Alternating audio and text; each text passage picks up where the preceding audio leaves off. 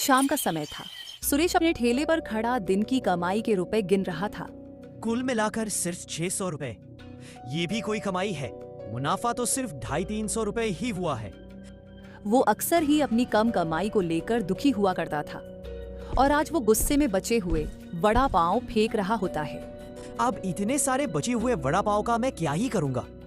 ऐसा करते हुए उसे उसका एक दोस्त रवि देख लेता है। क्या हुआ सुरेश, वड़ा पाव खराब हो गए हैं या दिमाग जो इन्हें फेंक रहे हो? तुम ज्यादा मजे मत लो।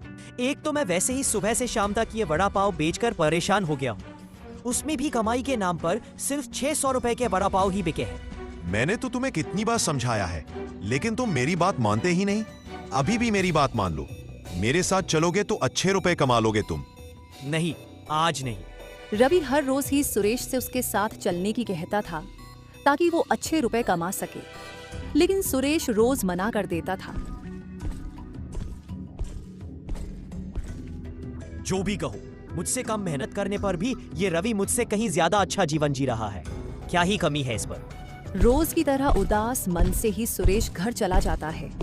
उसके घर पहुंचते ही उसकी पत्नी रेखा उससे फरमाइश करने लगती है। सुनिए जी, मुझे एक पायल खरीदनी है। पायल? क्या करोगी पायल का? कैसी बात कर रहे हैं आप? क्या करूंगी का मतलब? पहनूंगी। तुम्हारी इन फरमाइशों के लिए मेरे पास अभी रुपए नहीं है। जैसे तैसे तो ये वड़ा पाव बेचकर मैं किसी तरह गुजारा कर रहा हूँ। आप तो ऐसे कह रहे हैं जैसे सारी मेहनत आप अकेले ही करते हो, जबकि सुबह सुबह रोज आपको 200 वड़ा पाव बनाकर देती हूँ मैं। हाँ, तो इन 200 वड़ा पाव में से रोज आधे ही वड़ा पाव बिकते हैं। मैंने तो आपसे कितनी बार कहा है कि आप घर से वड़ा पाव ले जाने की जगह वहीं पर ताजे गरम वड़ा पाव बनाया कीजिए। इतना ही मन है तो कल से तुम जाकर वड़ा पाव बेच लो। वैसे भी मैं इस काम से परेशान हो गया। सुरेश रेखा पर नाराज होता है और अगले दिन वो वड़ा पाव बेचने भी नहीं जाता। क्या हुआ जी, आप अभी तक लेटे हुए हैं? देखिए, मैंने वड़ा पाव बना दिए हैं, अब आप इन्हें बाजार में बेच आइए। मेरा बिल्कुल भी मन नहीं है ये काम करने का। वैसे भी तुम तो लोगों को गर्म वड़ा पाव खिलाने वाली थी। और फिर सुरेश के तानों से परेशान होकर रेखा आज खुद ही वड़ा पाव बेचने बाजार चली जाती है। अब ये ठंडे वड़ा पाव कितने ही बिक जाएंगे। रेखा दाम कम करके ठंडे वड़ा पाव बेच देती है और जैसे तैसे सारे वड़ा पाव बिक जाते हैं। जो भी हो, आज पहली बार ऐसा हुआ है कि एक भी वड़ा पाव नहीं बचा। लेकिन अब कल से मैं यही वड़ा पाव बनाकर बेचा करूंगी ताकि लोगों को गरम गरम वड़ा पाव दे सकूं। रेखा वड़ा पाव बेचकर घर पहुंचती है। क्या हुआ? आज पता चला कितना मुश्किल है ये वड़ा पाव बेचना। हाँ, लेकिन फिर भी मैंने आज सारे वड़ा पाव बेच दिए। अच्छा है, तुम्हें ये काम बढ़िया लग रहा है तो करो। सुरेश अब मन बना लेता है कि वो वड़ा पाव नहीं बेचेगा और ये काम रेखा देखेगी।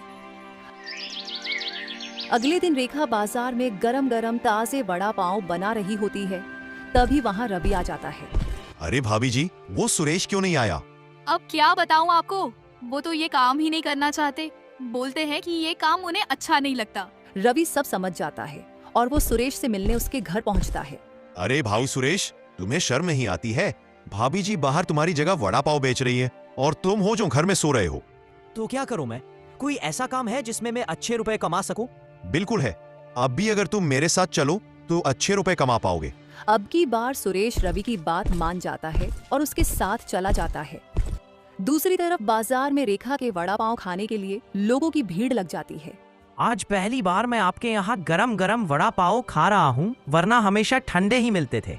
सही कह रहे हो, और क्या ही स्वाद है इन वड़ा पाव का।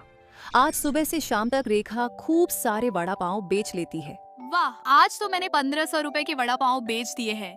ये तो रोज के मुकाबले दुगनी कमाई हुई है। जब मैं घर पहुंचकर इन्हें ये बात बताऊंगी तो ये खुश हो जाएंगे। रेखा बड़ी खुशी खुशी घर पहुंचती है, लेकिन घर पहुंचकर वो देखती है कि सुरेश घर पर है ही नहीं। ये कहाँ चले गए और मुझे बताया भी नहीं कि कहीं जाना है। अब रेखा सुरेश का इंतजार करती है और थोड़ी देर बाद सुरेश घर आ जाता है। आप कहाँ गए थे? मैं रवि के साथ उसके किसी काम से चला गया था। अच्छा, ये देखिए। रेखा सुरेश को कमाई के 1500 रुपए दिखाती है। आज मैंने 1500 रुपए के वड़ा पाव बेचे हैं। तो मैं क्या करूं? तुम तो ऐसे दिखा रही हो जैसे मैंने कभी 1500 रुपए देखे ही ना हो। मैंने ऐसा कब कहा? मैं सोने जा रहा हूँ। इतना कहकर सुरेश सोने चला जाता है। रेखा को बहुत बुरा लगता है पता नहीं ये अचानक से इतना गुस्सा क्यों हो गए। मुझे तो लगा था कि ये बहुत खुश होंगे, लेकिन इन्हें तो मेरी मेहनत की कोई कदर ही नहीं है। रेखा दुखी तो होती है, लेकिन वो अगले दिन फिर से वड़ा पाव बेचने चली जाती है और आज फिर सुरेश रवि के साथ चला जाता है। आज भी रेखा की कमाई बहुत अच्छी होती है और वो शाम में खुशी खुशी घर आती है, लेकिन फिर से सुरेश उसे घर पर नहीं मिलता। ना जाने रोज ये कहाँ चले जाते हैं। रेखा इंतजार करती है और थोड़ी देर में ही सुरेश आ जाता है। अब रेखा उस पर नाराज हो जाती है। आप रोज ही बिना बताए चले जाते हैं, ना जाने कहाँ जाते हैं आप। तुम गुस्सा क्यों हो रही हो? ये देखो, तुम्हारे लिए पायल।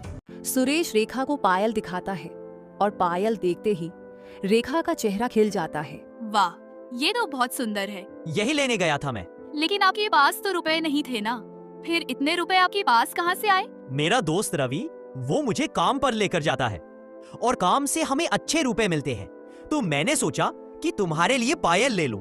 आप बहुत अच्छे हैं। अब सुरेश और रेखा घर में आने वाली कमाई से बड़े खुश थे।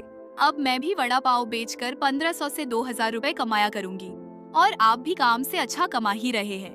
मुझे तो ऐसे लग रहा है जैसे अब हमारी जिंदगी बदलने वाली है। हाँ, बिल्कुल बदलने वाली है। और तुम देखना, कुछ दिनों बाद तुम्हें ये वड़ा पाव बेचने की भी जरूरत नहीं पड़ेगी। मैं इतने रुपए कमाया करूंगा। अब सुरेश और रेखा के जीवन में सब कुछ बढ़िया चलता रहता है। रेखा रोज शाम तक बाजार में वड़ा पाव बेचकर अच्छा कमाती और सुरेश भी रोज रवि के साथ जाता। एक दिन सुरेश रेखा से कुछ रुपए मांगता है। क्या तुम्हारे पास 20,000 रुपए हैं? हाँ, 20,000 तो है मेरे पास। कुछ काम है मुझे, तुम दे दो। रेखा सुरेश को अपने 20,000 रुपए दे देती है और सुरेश भी अपने 30,000 रुपए जोड़ता है और फिर 50,000 रुपए लेकर चला जाता है और एक जगह जाकर वो रवि से मिलता है। तुम 50,000 रुपए ले आए? हाँ, अब ये 1000-2000 का खेल मुझसे नहीं होगा। आज तो मैं 50,000 की 1 लाख बनाकर रहूंगा। फिर रवि और सुरेश दोनों एक जगह जाते हैं जहाँ कुछ लोग जुआ खेल रहे होते हैं। तभी विनोद नाम का एक आदमी उनके पास आता है। कल तो बड़ी बड़ी बातें कर कर गए थे तुम, तो तुमने क्या सोचा था कि हम सिर्फ बातें करते रहे? देखना, आज तुम पछताओगे। ठीक है, आ जाओ खेलने। अब विनोद और सुरेश आमने सामने बैठे जुआ खेल रहे होते हैं और रवि उन्हें खेलते हुए देख रहा होता है। ये लो, मैं पूरे 50,000 रुपए लगा रहा हूँ। ये मेरी तरफ से भी 50,000 रुपए। बस अब कुछ ही पलों में तुम्हारी हवा निकलने वाली है। विनोद और सुरेश दोनों अपने अपने पत्ते खोलते हैं और इतने में ही सुरेश परेशान हो जाता है। देखा, निकल गई ना हवा। हार कैसे गया मैं? नहीं, ऐसा नहीं हो सकता। वो तुम देखो कि तुम कैसे हार गए। मुझे तो अब ये रुपए लेने दो। नहीं, ये रुपए मेरे हैं। तू अभी अभी जुए में ये 50,000 रुपए हार गया है। समझाओ इसे रवि, ये रुपए मेरे हैं ना। बेवकूफी मत करो सुरेश, तुम हार चुके हो। ये रुपए छोड़ो और चलो यहाँ से। रवि सुरेश को वहाँ से ले आता है और सुरेश बाहर सड़क पर रोने लगता है। कितनी मेहनत से मेरी पत्नी ने 20,000 रुपए जमा किए थे और मैंने कैसे करके वो 30,000 रुपए जोड़े थे, सब बेकार हो गए। ये तो तुम्हें खेल खेलने से पहले सोचना चाहिए था। मैं तो कभी खेल खेलता ही नहीं था। वो तो तुमने मुझे उकसाया, तुमने मुझे भ्रमित किया और मैं जुआ खेलने लगा। अरे वाह, अब तुम मुझे दोष दे रहे हो। छोड़ो, मैं जा रहा हूँ और तुम भी घर पहुँच जाना। रवि भी वहाँ से चला जाता है। सुरेश उदास कुछ पल वहीं बैठा रहता है।